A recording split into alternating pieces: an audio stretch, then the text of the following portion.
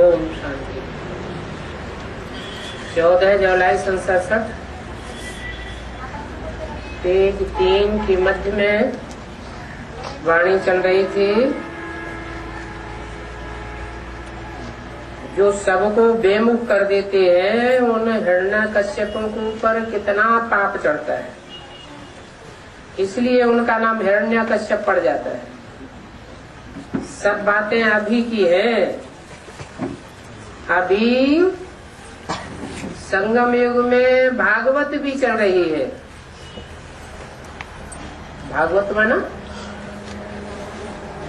भागवत माना भगाने की कथा भी चल रही है प्रैक्टिकल में। वहाँ भक्ति मार्ग में तो सिर्फ भागवत की कथा सुनाते हैं, प्रैक्टिकल में भागवत होती नहीं है। और यहाँ संगम युग में तो प्रैक्टिकल भागवत होती है। भगवान बैठ बच्चों को नालिज सुनाते हैं।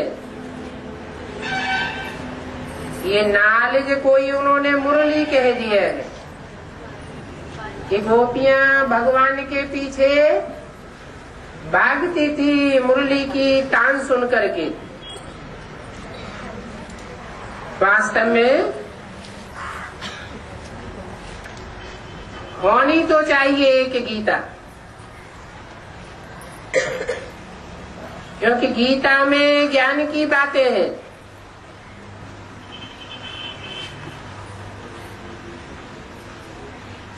बाकी शिव बाबा की बायोग्राफी क्या लिखेंगे? ये भी तुम जानते हो, कोई भी किताब आज कुछ भी रहेगा नहीं।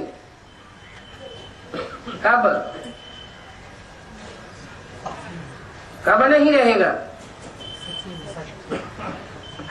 विनाश होने के बाद कोई भी किताब नहीं रहेगा, क्योंकि अभी तो विनाश सामने खड़ा है। फिर ये पुरुषार्थ की नॉलेज भी खत्म हो जाएगी।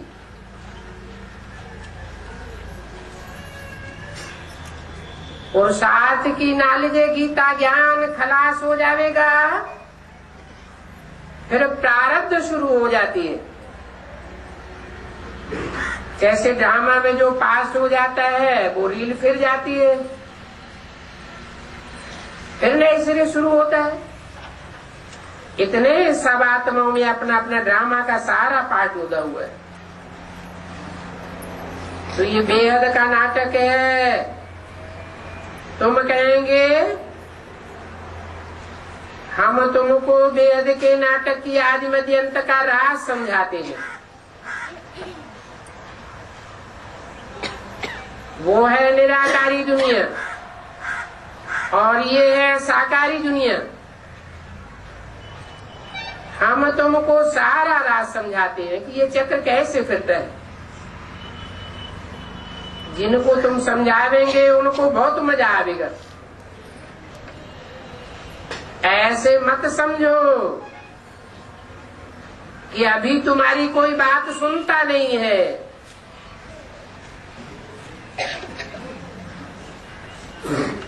जिनको जिनको संदेश देते जाते हैं वो सब तुम्हारी प्रजा बनती जाती है। क्या ऐसे अंदर में नहीं आना चाहिए कि हम इतना सुनाते हैं कोई सुनता नहीं है। शार्ट में कोई को भी संदेश दे सकते हैं।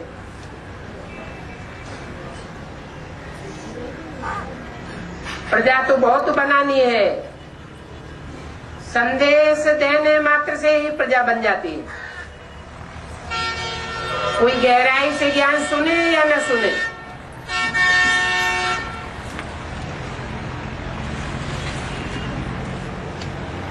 ईश्वरीय सेवा करते समय हार्ट फेल नहीं होना चाहिए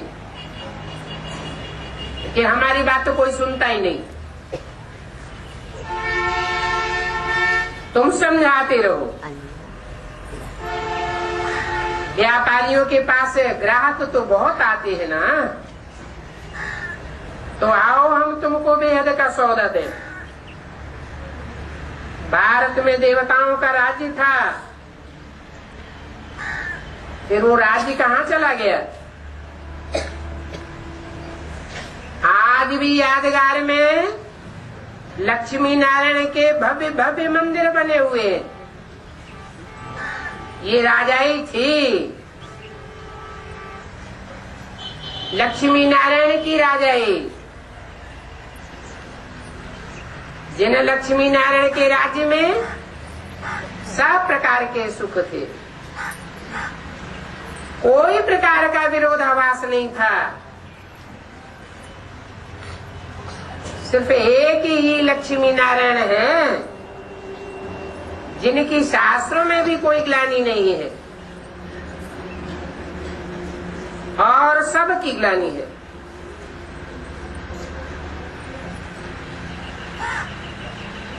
तो बताओ, भारत में इन देवताओं का राज्य था, ये राज्य कहाँ चला गया? कैसे इन्होंने 84 जन्म लिए? आओ हम तुमको समझा रहे। भगवान आज तुम अपने जन्मों को नहीं जानते हो।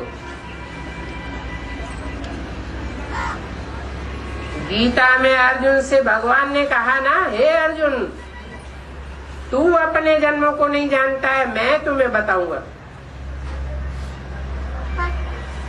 तो तुम सभी अर्जुन हो, पुरुषार्थ का अर्जन करने वाले हो।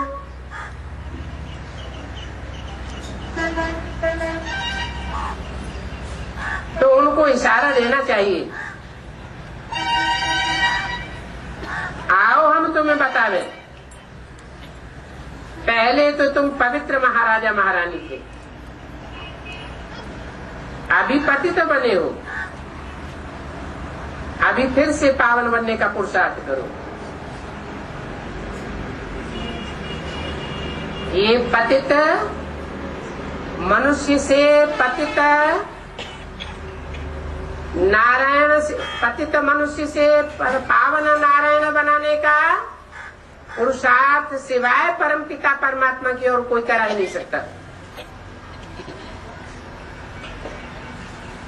इसके लिए बाप को पहचानो और याद करो। 5000 साल पहले भी कहा था कि बाप को याद करो। कोई आर्गू करेंगे कि 5000 वर्ष पहले की बातें कैसे, तो समझाना पड़े। देखो, महाभारत में भी तो लिखा है, भगवान ने गीता का ज्ञान महाभारत काल में सुनाया था। महाभारत को वो द्वापर में ले गए हैं, ये गलती कर दी। वास्तव में द्वापर के अंत में गीता का ज्ञान नहीं सुनाया। द्वापर के अंत में कोई भागवत नहीं हुई,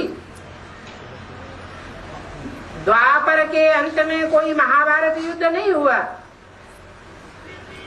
ये तो 5000 वर्ष पहले की बात है,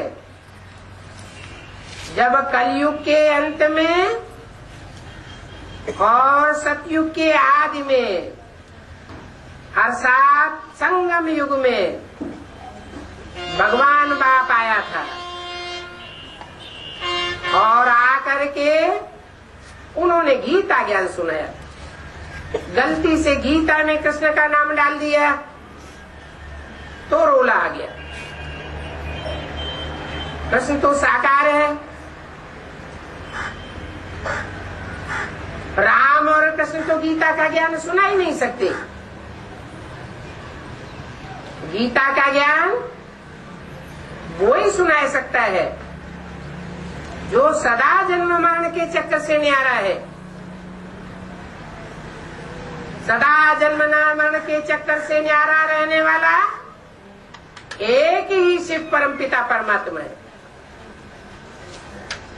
वो भी अगर जन्म मरण के चक्र में आने लगे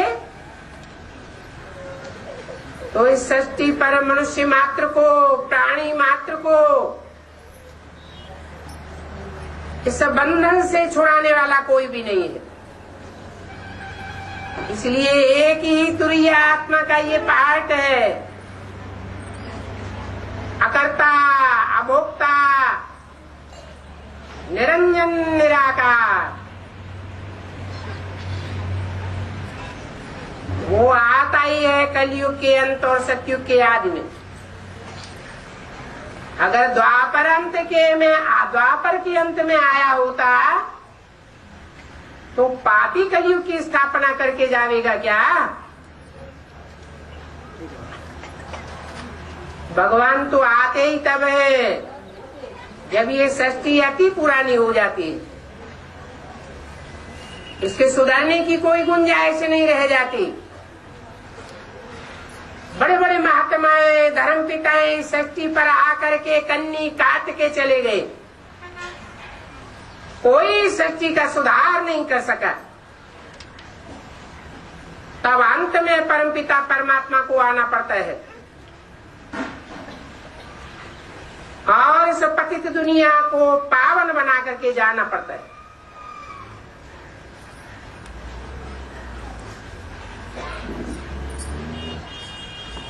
क्रिश्चियंस की किताबों में भी लिखा हुआ है,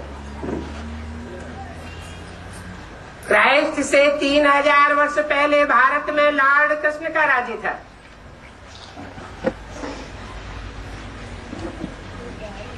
हिंदू लोग कहते भी हैं हे कृष्ण नारायण वासुदेव,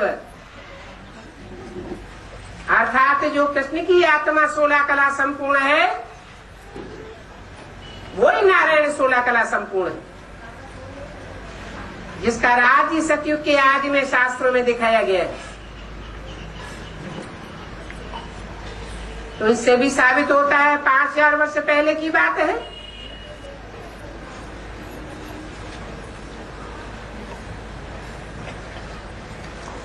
दुनिया में पुरातत्व विभाग की ओर से अलग अलग देशों में अलग अलग तरीके से खुदाइयां हुई हैं। उन खुदाइयों में मिली हुई चीजों से भी ये जानकारी मिलती है कि 5000 साल से पुरानी कोई भी चीज नहीं है।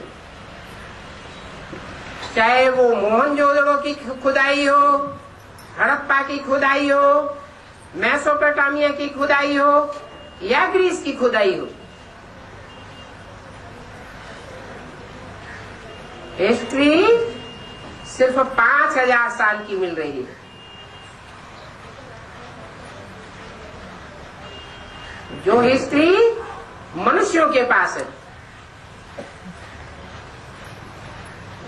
मनुष्यों की बनाई हुई जो दुनिया दुख दर्द की है उसकी हिस्ट्री मनुष्यों के पास है। और भगवान ने जो स्वर्ग की दुनिया बनाई, जिसका गायन क्रिश्चियंस में पैराडाइज के रूप में है, मुसलमानों में जिसका गायन जन्नत के रूप में है, उसकी हिस्ट्री मनुष्यों के पास नहीं है।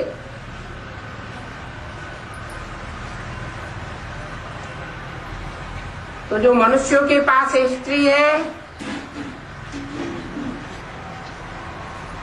वो अज्ञान काल की हिस्ट्री है, जहां आत्मा और परमात्मा का सही ज्ञान किसी के पास नहीं होता। भगवान आकर के अज्ञान काल रूपी रात और ज्ञान काल रूपी दिन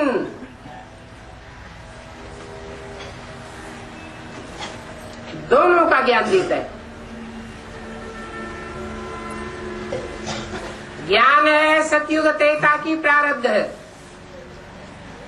और अज्ञान है द्वापर कलयुग। अज्ञान है रात, ज्ञान है दिन। दोनों की पहचान परमात्मा बाप आकर के देते हैं, बताते हैं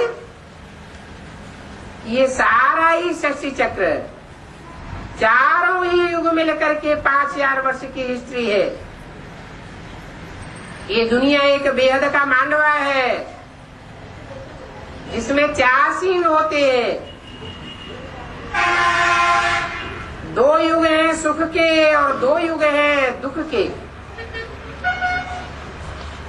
मनुष्यों ने दुख की सृष्टि रची, वो अज्ञान रूपी रात है, और भगवान ने जो सुख की सृष्टि रची वो सतयुग त्रेता रूपी दिन है, वैकुंठ या स्वर्ग है, जहाँ सब मनुष्य आत्मा स्वस्थिति में स्थित होती है। मनुष्य सब देह अभिमानी है। स्वरूपी आत्मा का कोई को ज्ञान ही नहीं है। स्व का ज्ञान सिर्फ वो ही दे सकता है जो जन्म मरण के चक्र से न्यारा है और सदैव स्वस्थिति में रहने वाला है। वो है ही परमपिता परमात्मा शिव। शिव बिंदी का नाम है। हम आत्माएं भी बिंदी है। प्राणी मात्र की आत्मा बिंदु है, लेकिन भगवान आकर के मनुष्यों को ज्ञान सुनाता है, क्योंकि मनुष्य मन बुद्धिशील प्राणी है। सब प्राणियों में श्रेष्ठ प्राणी मनुष्य होता है। मनुष्य श्रेष्ठ कर्म करे तो देवता बन सकता है, और मनुष्य भ्रष्ट कर्म करता है तो राक्षस बन जाता है। कलयुग के अंत में सारी सृष्टि राक्षसों की हो जाती है। भगवान बाप आकर के इन दानवों को देव बनाता है।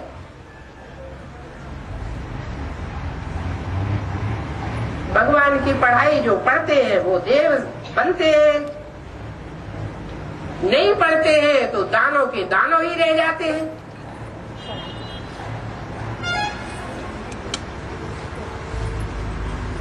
तो बताना चाहिए कि भगवान बाप हमको समझाते हैं कि ऐसे ऐसे सर्विस करो। तुम्हारे ग्राहक ऐसी ऐसी बातें सुन करके बहुत खुश होंगे।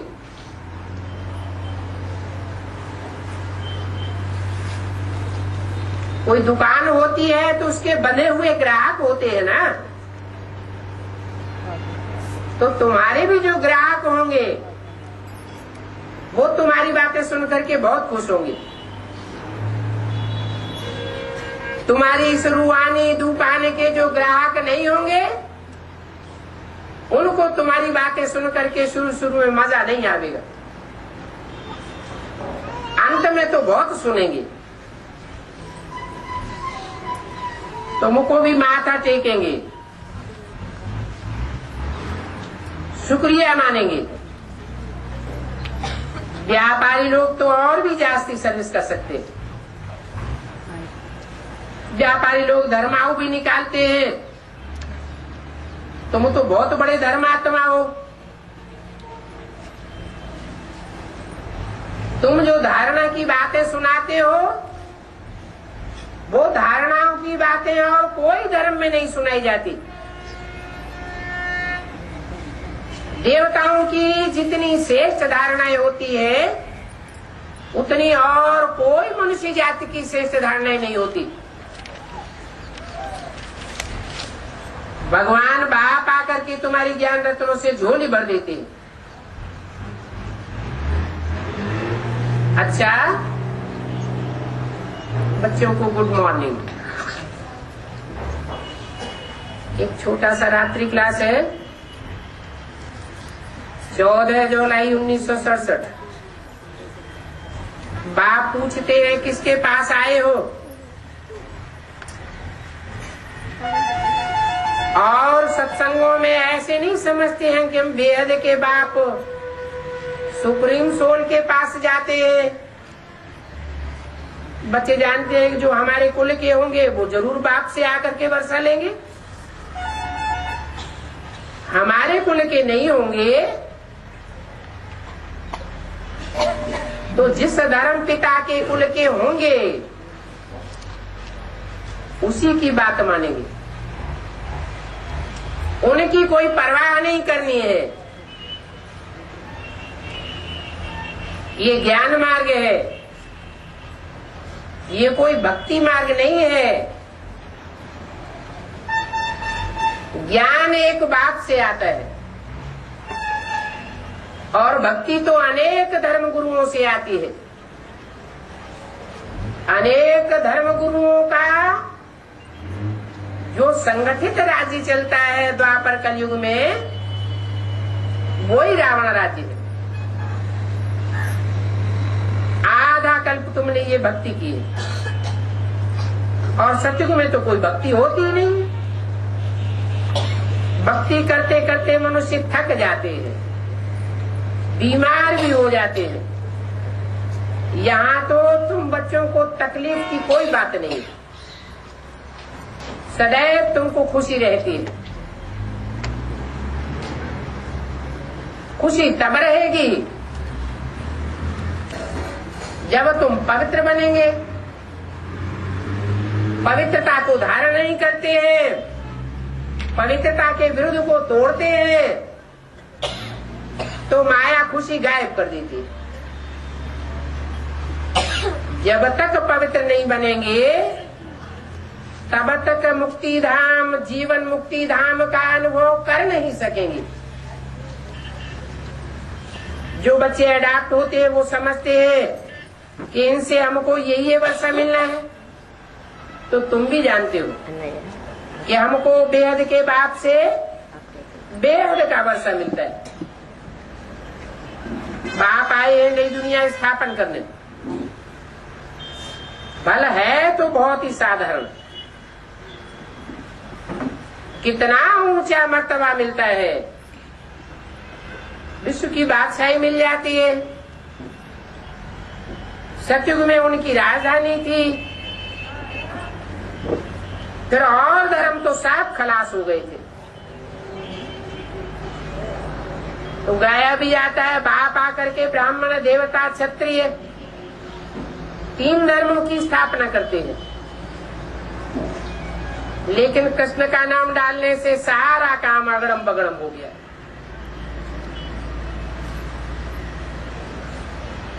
वास्तव में तो भगवान बाप आकर के राजयोग सिखाते हैं। वो सब आत्माओं का बाप है। कृष्ण तो भगवान नहीं है, कृष्ण तो बच्चा है, वो सबका बाप नहीं हो सकता। मनुष्य सृष्टि का पहला पत्ता हो सकता है, बाप नहीं हो सकता। और भगवान तो वही है जो सबका बाप है। वो ऊंचते ऊंचे भगवान एक ही है, और ये ऊंचते ऊंच और नीचते नीच की बात साकार सृष्टि की है। साकार सृष्टि पर साकार में पाठ बजाने वाले की बात है, उसे रचयिता भी कहा जाता है। बिंदु बिंदु आत्माओं का बाप ज्योति बिंदु शिव रचयिता नहीं है।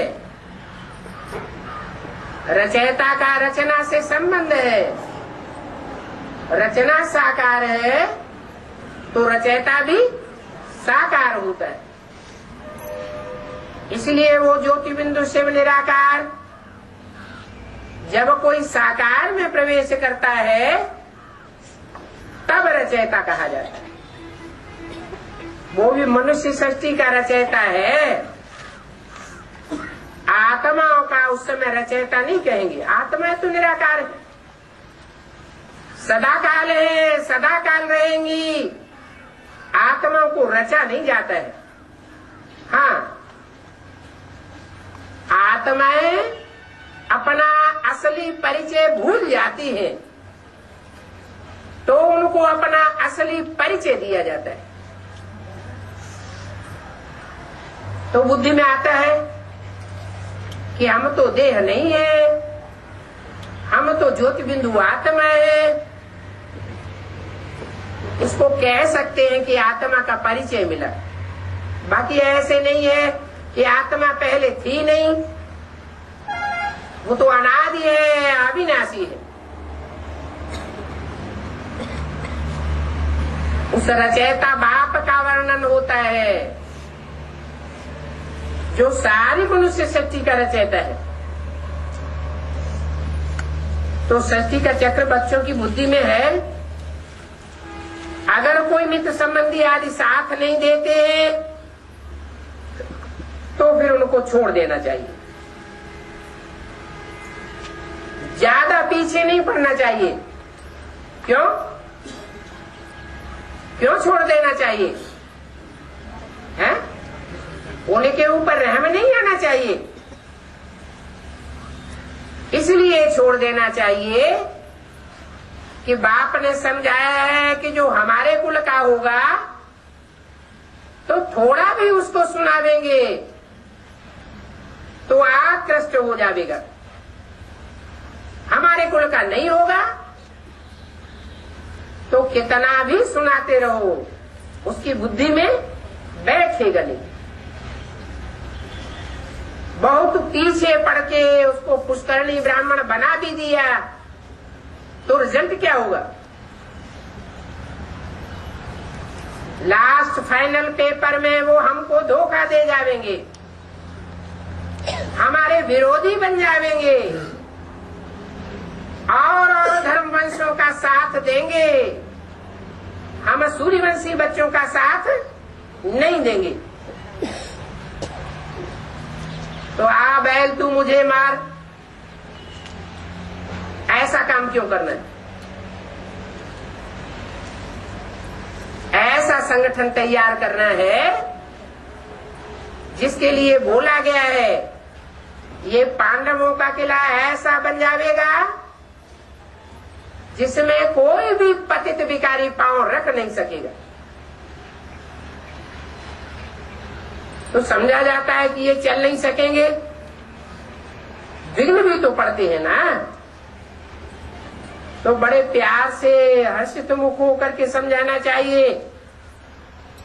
कभी तंग नहीं होना है कि ये हमारी बात सुनते ही नहीं है। इसमें भी बड़ा राज समाया हुआ है। कल्याण करने की कोशिश तो करनी है। हमारा तो धर्म ही है किसी का कल्याण करना। कोई तो बहुत समय भी लेंगे। गाया भी हुआ है, हे प्रभु तेरी लीला। तुम बच्चे भी कहते हो कि बाबा आपकी जो समझाने की युक्तियां हैं ऐसी और कोई में ताकत नहीं है। ऐसे भी नहीं है कि रचना कोई नहीं रचते हैं। नहीं, रचना तो है ही है। सिर्फ बाप आकर के पुरानी दुनिया को चेंज करते हैं, चेंज करके नई दुनिया बनाते हैं। मनुष्य तो नहीं जानते हैं कि 84 का चक्कर कैसे फिरता है। बच्चे समझते हैं कि अब हमारा 84 का चक्कर पूरा हुआ और अब हम वापस जाते हैं। विनाश भी सामने खड़ा हुआ है, बाबा पवित्र बनाने आया हुआ है। तो हमको पवित्र जरूर बनना है, कोई बने या ना बने। हमको तो पक्का निश्चय है कि हम इसी जन्म में इसी शरीर से पवित्र बन करके जाएंगे। तुम सभी को रास्ता बताते हो। तुम्हारा आवाज बहुत फैलता है, कहां तक फैलेगा? तुम्हारा आवाज कहां तक फैलेगा? और धर्म पिताएं भी आकर के बाप से वर्षा लेते हैं। उनको भी सुख शांति का वर्षा एक बाप से ही मिलता है। लेकिन उनका आवाज इतना नहीं फैलेगा संसार में, और तुम्हारा आवाज बहुत फैलेगा। कितना? 500-700 करोड़ मनुष्यों की जो भी दुनिया है, सारी दुनिया में तुम्हारा आवाज फैलेगा, क्योंकि तुम विश्व के मालिक बनते हो। सारा विश्व तुम्हारी प्रजा बनता है, तो सारा दिन रात सर्विस का ख्याल रखना है कि कैसे कोई को समझावे। खर्चा होवे तो कोई हर्जा नहीं है, इनका भी सारा दिन यही ख्यालात चलता है।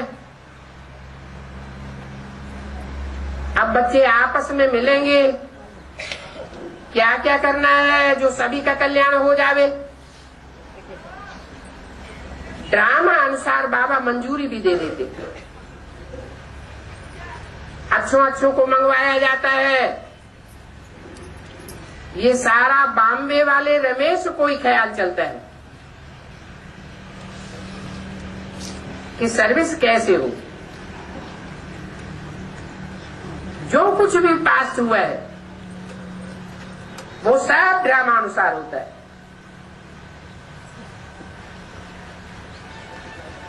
बॉम्बे के रमेश का नाम क्यों हुआ?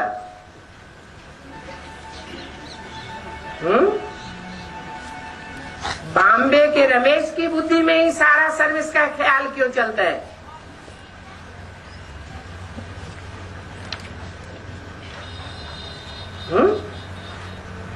वो हद का रमेश है या बेहद का रमेश है?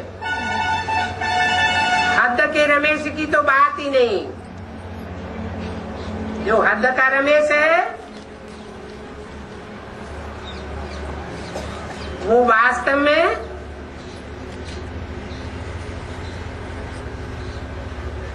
जो ब्राह्मणों की बेसिक की दुनिया है, उस बेसिक की दुनिया में विनाश का निमित्त बनता है। वो ब्राह्मणों की बेसिक की दुनिया हद की दुनिया है, लेकिन ब्राह्मणों की जो बेहद की दुनिया है, वीर रूप आत्माओं की दुनिया है, उसमें सारा संसार समाया हुआ है।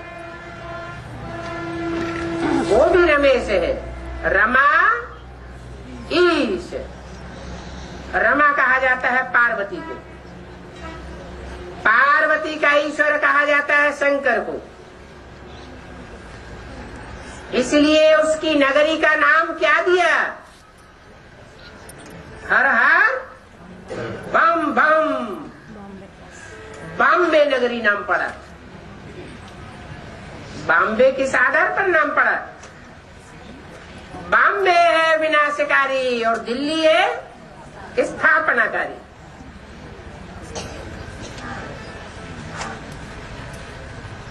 तो जब विनाश का नगाड़ा बजता है तो दुनिया में बहुत सर्विस होती है।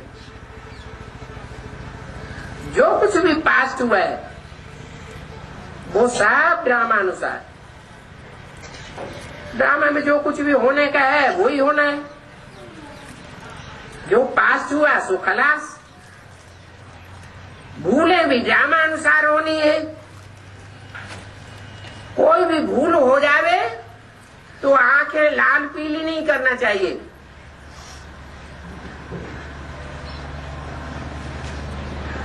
कि कोई के ऊपर नाराजगी आ जावे।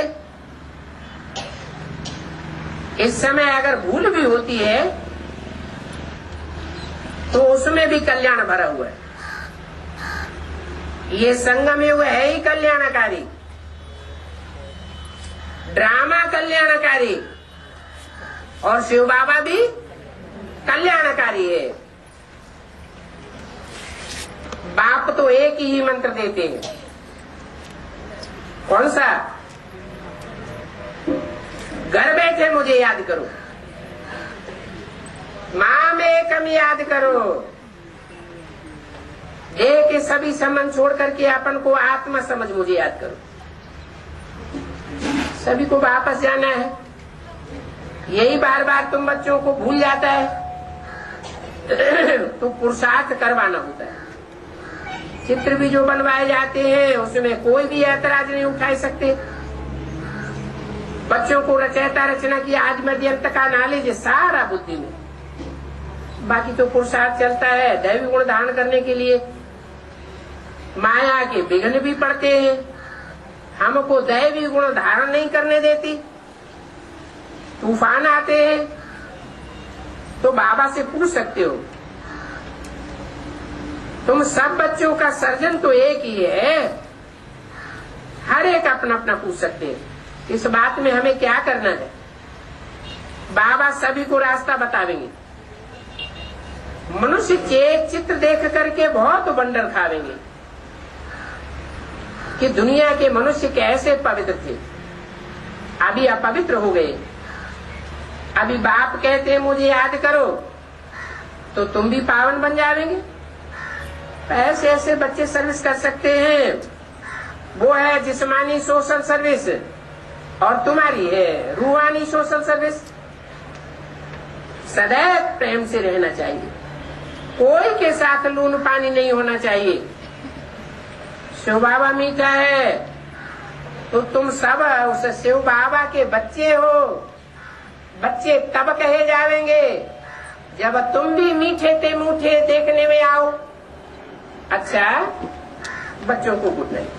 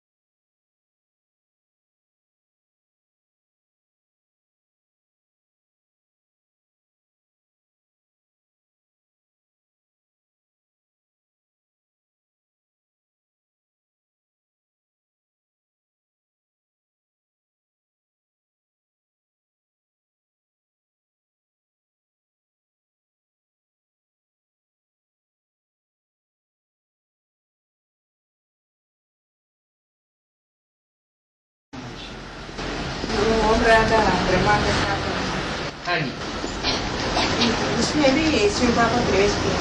नहीं तो मुझे बोला है कि ओमराज में शिव बाबा ने प्रवेश किया फिर उन्हें बुझ आता नहीं ना, विष्णु की बुझ है। तो ब्रह्म का मुख में शिव जो है वो रुद्रमाला में प्रवेश करते हैं या विजयमाला में प्रवेश करते हैं? फिर बुझा होती है कष्ट बुझा, किसकी भुजा? विष्णु की बुझा।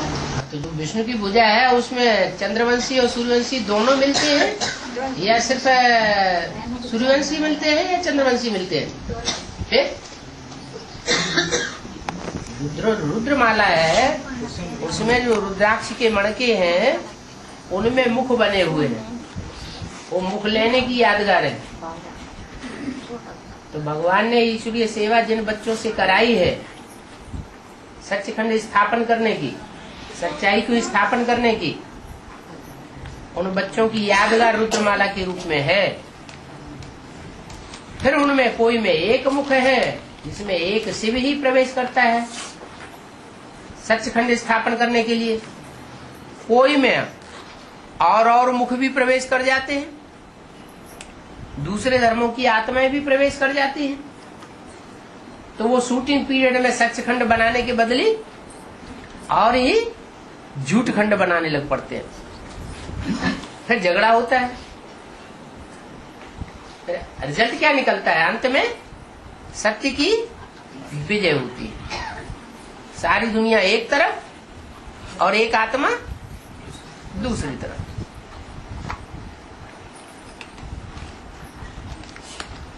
तो विष्णु की भुजाओं में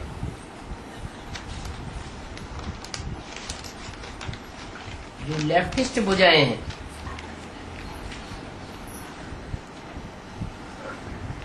वो लेफ्टिस्ट भुजाएं रुद्रमाला की हैं या विजयमाला की हैं? रुद्रमाला की। गायन है कोटों को नदिया, कोटों को नदिया, कोटों को नदिया, नदिया 1 करोड़ नदियाँ, हाँ करोड़ नदियाँ, धनुषकोटि में मिल जाता है। करोड़ नदियाँ, धनुषकोटि हाँ दक्षिण भारत में है, हाँ रामेश्वर के वादक में है वो शहर, उसका बेहद अर्थ क्या है? नदियाँ तो कन्या माताएं हैं। तो जो कन्या माताएं हैं, सतयुग में 2 करोड़ आबादी है, तो आधी कन्याएं माताएं और आधे पुरुष हैं। सचखंड की जो स्थापना हुई है उसका शूटिंग कब होती है? संगम युग में शूटिंग होती है। तो सचखंड की स्थापना में आधे पुरुष हैं और आधी स्त्री है। तो सतयुग अंत की आबादी ही 2 करोड़ है। करोड़ को कोटि कहा जाता है। जो आत्माएं परमधाम से उतरेंगी 8 जन्मों में, उनकी संख्या 2 करोड़ होगी। तो उन 2 करोड़ में आधे पुरुष आधी स्त्री। पार्ट उन्होंने ये नूध कब की? संगम युग में। इसलिए भक्ति मार्ग में ऐसा दिखाया हुआ है। और कल शिवरात्रि का गायन है ना, उसी समय माता शिव मंदिर के पास जाकर बाप का परिचय देना चाहते हैं, देना चाह सकता है बाबा। कोई बुलाया गाँव वालों, भले परिचय देना है, लेकिन पहली बात पहले घर का सुधार, फिर पर का सुधार।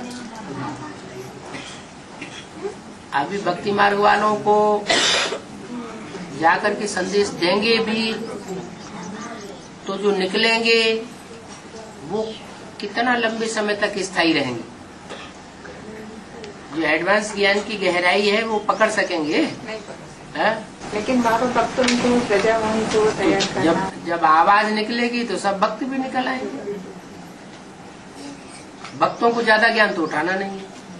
और जैसे जैसे समय पास होता जाता है वैसे वैसे भक्ति और ही तमो प्रधान होती जाती है या सात्विक बनती जा रही है? भक्ति तो और ही तमो प्रधान बनती जा रही है। अंधश्रद्धा अंधविश्वास बढ़ता ही जा रहा है। इसलिए कोशिश ये करनी चाहिए कि जो ज्ञान ले चुके हैं, लेने के बावजूद भी उल्टा रास्ता पकड़ लिया है,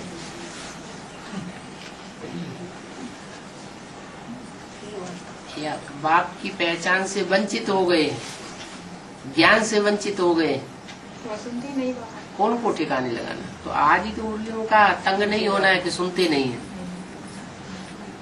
हम अपना संदेश देते गए, संदेश देते देते देते देते संदेश लेने मात्र से ही प्रजा बन जाती है।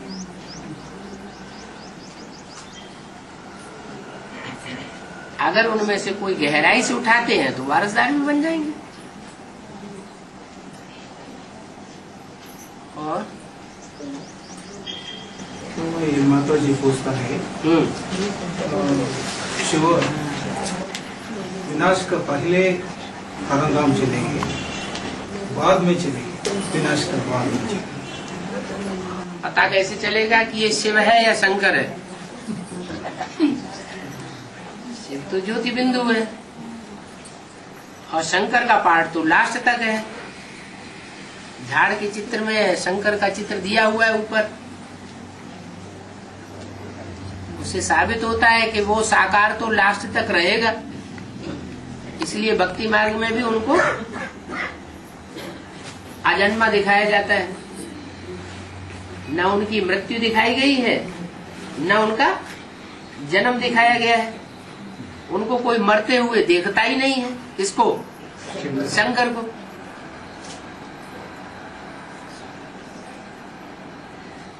तो जिसको मृत्यु पाते हुए देखता ही नहीं कोई, इससे साबित होता है कि उसमें अमरनाथ की प्रवेशता हुई है और प्रवेश होने के बाद वो शिव समान बन गया। इसलिए शिव को शंकर के साथ मिला दिया और कोई देवता को शंकर के साथ नहीं मिलाया। इसलिए भक्ति मार्ग में जो शिव है सोई शंकर है, जो शंकर है सोई शिव है। लेकिन आत्माएं तो दो अलग अलग है। शिव की आत्मा जो कभी जन्म मरण के चक्र में नहीं आती,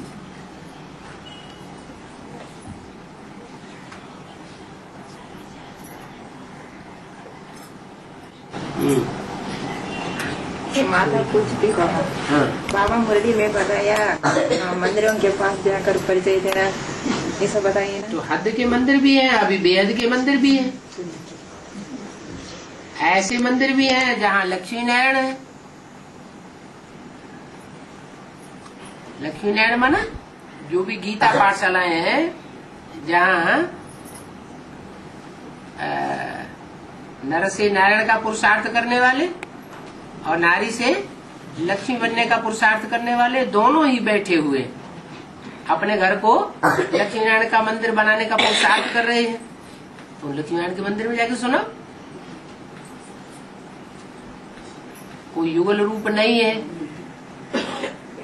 कोई सिंगल कुमार है, तो वो शिव बाबा का मंदिर हो गया। रुद्रमाला के मणके तो है ना, तो जो रुद्रमाला के मणके हैं वो जैसे शिव बाबा के मंदिर है।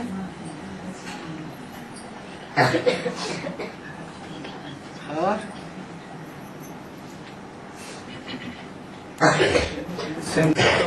वंडरफुल है वो समझ नहीं पाया। तुम बच्चे समझ न सको, तुम बच्चे भी समझ न सको, दुनिया वालों की तो बात ही छोड़ो।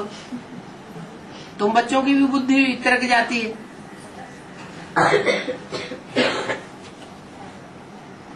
तो वो उसका क्लियर अर्थ, यही क्लियर अर्थ है कि शंकर का जो अड़भंगा पार्ट है वो सबको अनिश्चय पैदा करा देता है।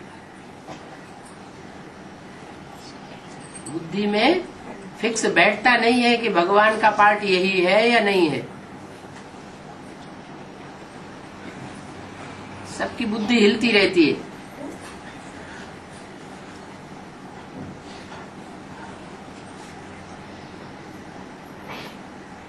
तो साधारण पार्ट है साधारण तन, साधारण पार्टधारी, साधारण तनधारी है तो सर्वसाधारण जैसे ही कर्म करता है। तो लोगों की बुद्धि में जल्दी नहीं बैठता ये भगवान का रूप हो सकता है।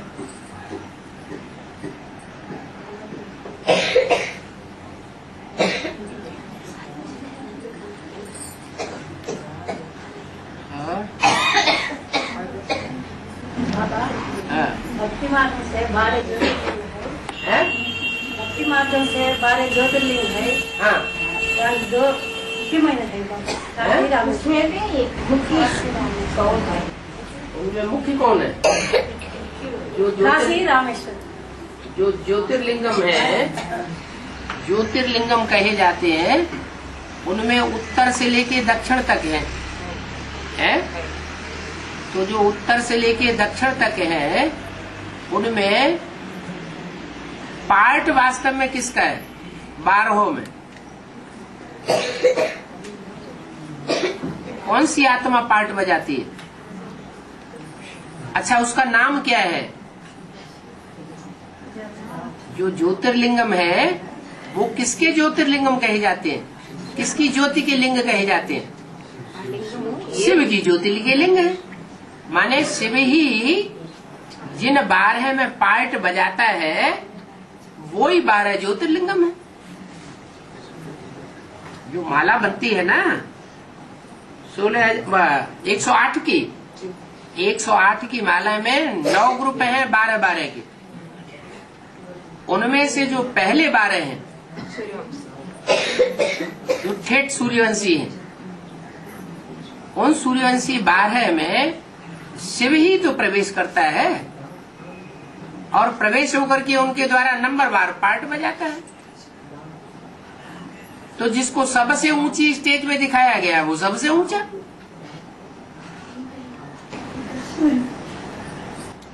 हाँ, अपने अपने टाइम पर सब अपने टाइम पर अपना पार्ट ऊंचा बजाते हैं।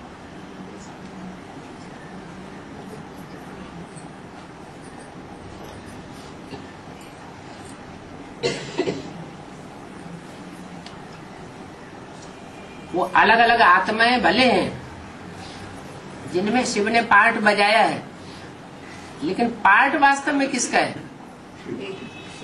उन आत्माओं का पार्ट थोड़ा ही है, वो शिव का पार्ट है। इसलिए हम ऊंचे नीचे नहीं कर सकते।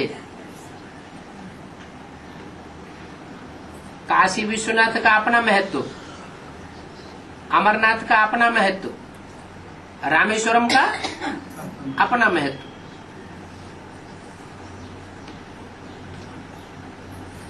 और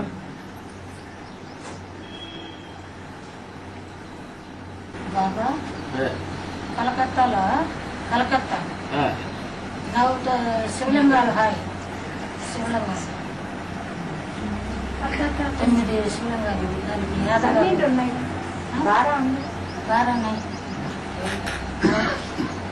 काली का मंदिर है। ये कलकत्ता में 9 शिवलिंग है। हाँ, उसके बारे में काली के मंदिर में, काली का मंदिर में 7 है?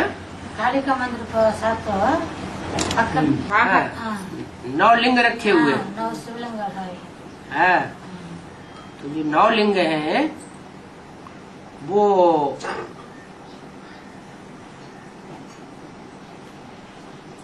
अष्टदेव के साथ 9वां और जुड़ा हुआ है। क्या देव कितने हैं? अष्टदेव, और उनमें एक जुड़ा हुआ है जो वैल्यूलेस है। तो उनको दिखाया गया है। बाकी जो 3 हैं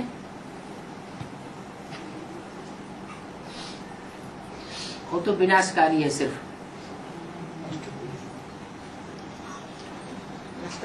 अष्टदेव में 4 है स्थापनाकारी, 4 है पालनाकारी। ऐसे स्थापना का कार्य भी करते हैं, लेकिन स्थापना का विशेष कार्य 4 का है और पालना का विशेष कार्य 4 का है। 9वां जैसे कि उनकी वैल्यू दिखाने के लिए रखा गया है। वैल्यू लेस है, इसलिए जो अंगूठी बनाते हैं 9 रत्नों की, तो 8 रत्न चारों ओर दिखाते हैं और बीच में एक शिवलिंग रखते हैं, एक बीच में मुखिया रखते हैं। हीरा, हीरा है शिव परमात्मा, और बाकी नंबरवार 9 रत्न और दिखाते हैं। तो जो नंबरवार 9 रत्न है उनमें एक है पुखराज, जिसकी वैल्यू ना के बराबर, और बाकी सब नंबरवार तेजवान है। वो आत्माएं अलग अलग धर्मों से कनेक्ट हो जाती है आखिरी जन्म में। जो जिस धर्म से कनेक्ट होती है वो उतनी पावरफुल हो जाती है। जो हीरा है वो हीरा ही रहता है, और बाकी जो है कोई इस्लाम धर्म से अंतिम जन्म में कनेक्ट होती है, कोई बौद्ध धर्म से कनेक्ट होती है, कोई क्रिश्चियन धर्म से कनेक्ट होती है, तो नंबरवार उनकी वैल्यू उतर जाती है, नंबरवार वैल्यू बनती है।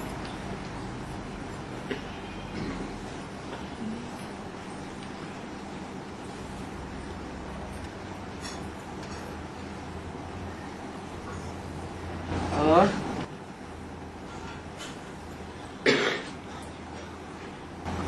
वो 4.5 लाख रुद्रमाला है, उसमें 9 धाम का आत्मा उसमें अंदर है। माना सूर्यवंश 25,000, चंद्रवंश 25,000, ऐसा 9 धर्म का है।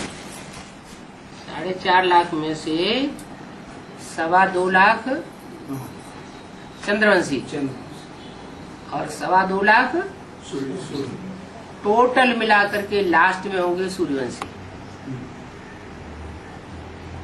तो उनमें भी नंबरवार निकलते हैं। जो ठेठ सूर्यवंशी है उनका संगठन पहले बनता है, तो दूसरे नंबर पे जो है वो थोड़ा चंद्रवंश में रिजी भिजी आत्माएं हैं, बाद में निकलती है। फिर इस्लाम वंशी और ही बाद में निकलती है, क्रिश्चियन वंशी, ऐसे ऐसे जो दूसरे दूसरे धर्म से प्रभावित हो गए हैं लास्ट जन्मों में, तो निकलते रहते हैं। लेकिन अंत में बनना सबको है बीज रूप स्टेज में। आखिरी विनाश होगा 5-7 रोज में। एटमिक एनर्जी का जो विस्फोट होगा उसमें वो 4.5 लाख सब निकल आएंगे।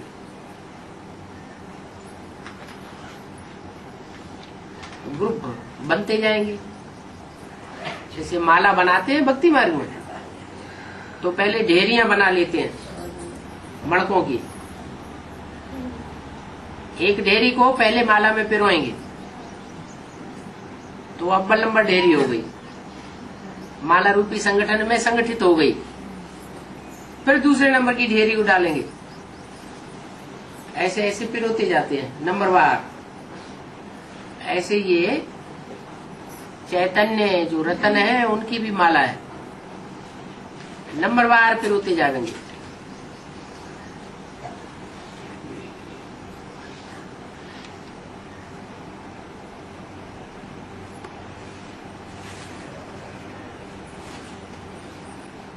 जन्म लेने वाले 4.5 लाख बच्चे के रूप में वो सारी आत्मा शरीर छोड़कर प्रवेश करती है एडवांस पार्टी में।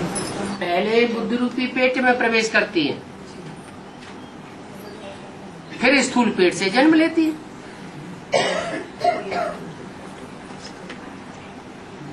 पहले संकल्पों के आधार पर समान संकल्प वाली बनती हैं, फिर जिनके साथ उनके संकल्प मिलते हैं उन्हीं के शरीर रूपी पेट से फिर उनका जन्म होता है। संस्कारों का हिसाब किताब उनके साथ जुड़ जाता है।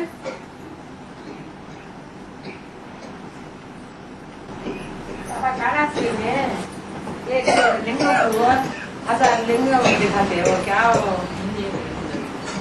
एक लिंग में 1000 लिंग दिखाते हैं, वो क्या वो ज्ञान का तो शिव ही है जो ब्रह्मा में प्रवेश करता है, तो उसकी 1000 भुजाएं जैसे दिखाई जाती हैं वैसे 1000 रूप है। गाँव में नाम गाँव का नाम। हाँ जी, हाँ जी।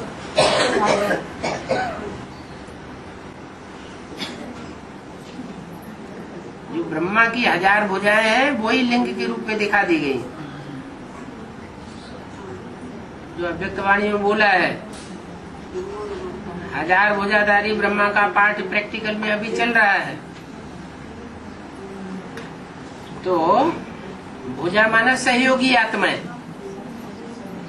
तो जो सहयोगी हैं उन सहयोगियों को आत्माओं को चलाने वाला कोई भुजाओं को है तब तो भुजाएं चल रही है, नहीं तो अपने आप कैसे चलेंगी। तो एक मुखिया है और बाकी सब भुजाएं हैं। कोई लेफ्टिस्ट के रूप में है, कोई राइटियस के रूप में है।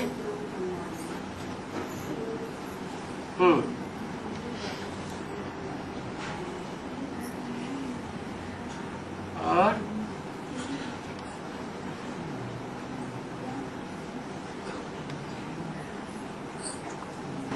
बाबा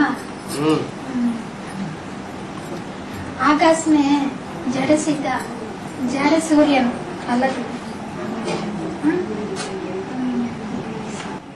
और धरती पर है चैतन्य सूर्य अलग।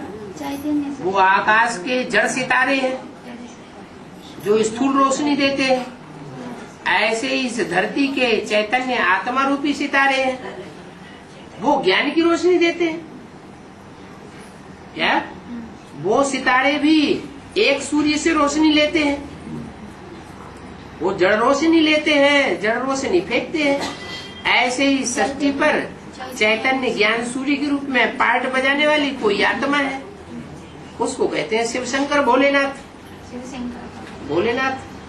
और उसकी ये सब सितारे रोशनी लेते हैं। कोई बड़े सितारे हैं, कोई छोटे सितारे हैं।